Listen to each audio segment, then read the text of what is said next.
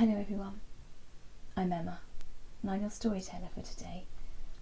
Tonight's chapter is from How to Not Go to School. Parsley Mimblewood Saves the World. It's written by Mike Forde and illustrated by Rebecca Sampson. Chapter 4. How to teach yourself better than a teacher could teach yourself. Tuesday, 31st of March, 2020. Today I've been thinking about the number 2. That sounds kind of babyish, doesn't it? Let me put it another way. Today I've been investigating the properties of the number commonly referred to as 2. It all started when I was feeding my animals. Dogs have 2 eyes and 2 ears. Goats have 2 horns. Even Bo has 2 arms and 2 legs and 2 kind of snotty nostrils. And that got me thinking about all the 2s that animals have. Birds have 2 wings and 2 feet. Dolphins have 2 flippers. Crabs have 2 claws. And Stichosaurus, the stick insect, has 2 antennae. But some things don't come in 2s. Dogs have 4 legs. Beetles have 6 legs. Octopuses have 8 tentacles and centipedes have 100 legs. Millipedes have 1,000 legs. Some ladybirds have 6 spots and some have 8 spots. Bo has 10 fingers and 10 toes.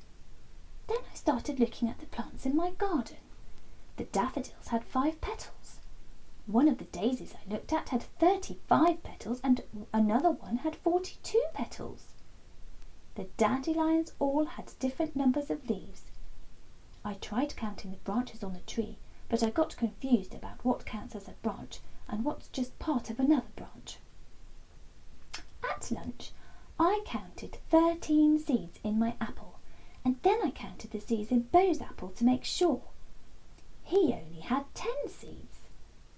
Have you noticed the pattern? Animals have even numbers of body parts, but plants can have odd or even. The only exception is the number 1. Monkeys only have 1 tail, and you've only got 1 head. I hope. I decided to do some research on the enchanted tablet.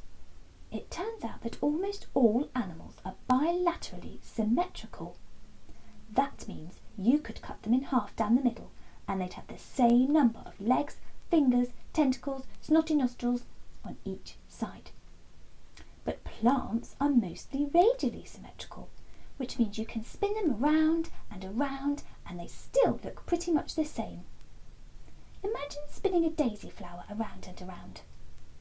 So plants could have odd or even numbers of petals or leaves or branches or seeds. I was very pleased with my discovery. So I went to go and tell Bo, but he wasn't very interested in the number of parts that animals and plants have.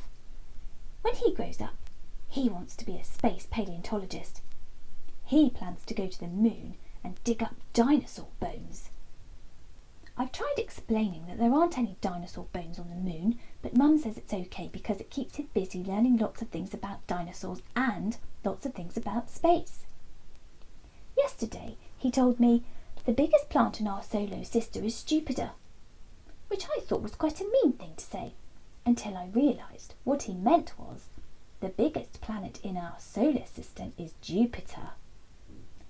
Today he was very focused really hard on learning how to spell pterodactyl, which is pretty ambitious because sometimes he struggles to spell bow. Mum says that if you don't go to school, then you need to have a motivation. At school you have teachers prowling around making sure you do your work and hitting you with canes or locking you in the chokey if you don't follow the rules. Do they still do that? I read Matilda and Danny the Champion of the World, and that sort of thing happened all the time at their schools. My motivation is curiosity and finding things out. Bo's is dreaming of being a space paleontologist.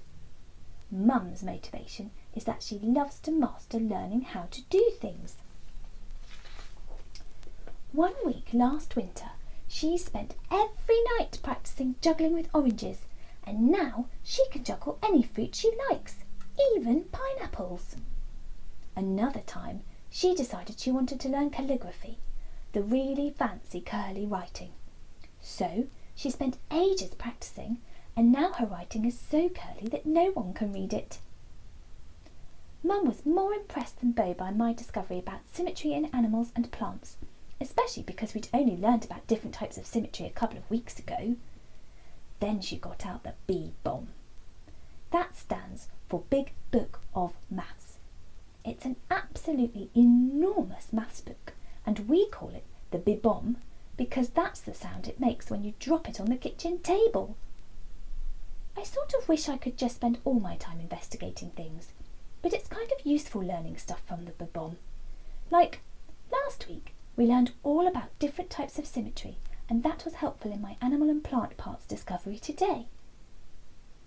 After maths, I did some writing. This book. And Mum told me to write down some questions about motivation and learning things at home. So here they are. What's your motivation? Are there any other types of motivation? Should you only have one motivation, or can you have different ones? What else do you need to help you learn at home? And that's the end of tonight's chapter. Night night. Sleep tight.